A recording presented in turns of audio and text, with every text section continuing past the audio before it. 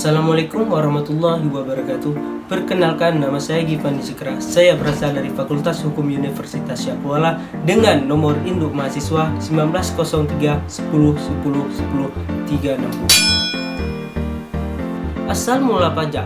Asal mula pajak sudah ada sejak zaman kerajaan, yang dimana ini dinamakan dengan upeti, yaitu bakti rakyat kepada raja tanpa balas jasa, dan pajak tersebut hanya dinikmati oleh raja.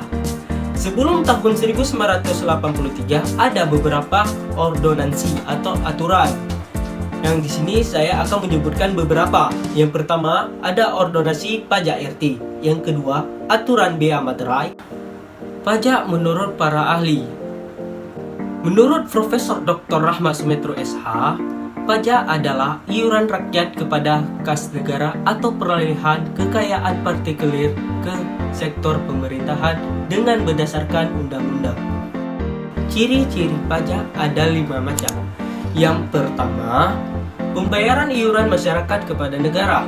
Yang kedua, dipungut oleh negara yang berisikan peraturan perundang-undangan. Yang ketiga, tidak ada kontraprestasi secara langsung. Yang keempat, diperuntukkan untuk pengeluaran pembayaran negara.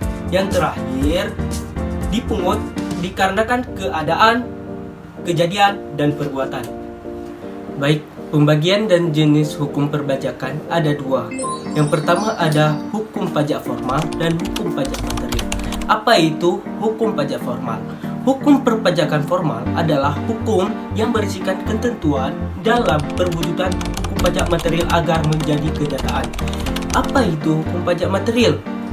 Hukum pajak material adalah hukum yang mengandung ketentuan dalam keadaan yang dikenakan pajak atau objek pajak, siapa yang akan dibebankan pajak, serta siapa yang dikecualikan dari pajak dari jumlah yang perlu disetorkan.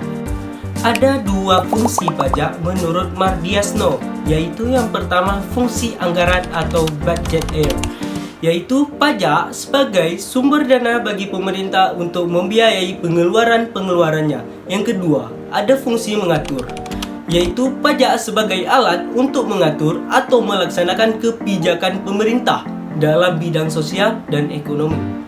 Unsur hukum pajak. Secara garis besar, unsur pajak yang ada di Indonesia dibagi menjadi 4 macam, yaitu ada subjek pajak, wajib pajak, objek pajak, dan terakhir tarif pajak.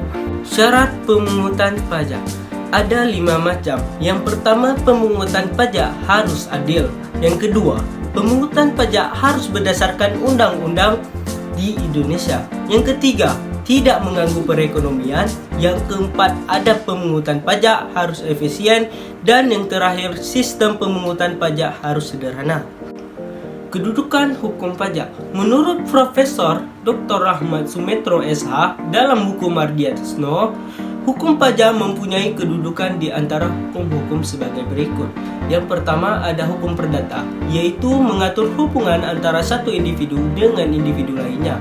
Yang kedua ada hukum publik, mengatur hubungan antara pemerintah dengan rakyatnya. Hukum ini dapat dirinci lagi sebagai berikut. Yang pertama ada hukum tata negara, yang kedua ada hukum tata usaha, yang ketiga ada hukum pajak, yang kelima dan hukum pidana. Dengan demikian, kedudukan pajak merupakan bagian dari hukum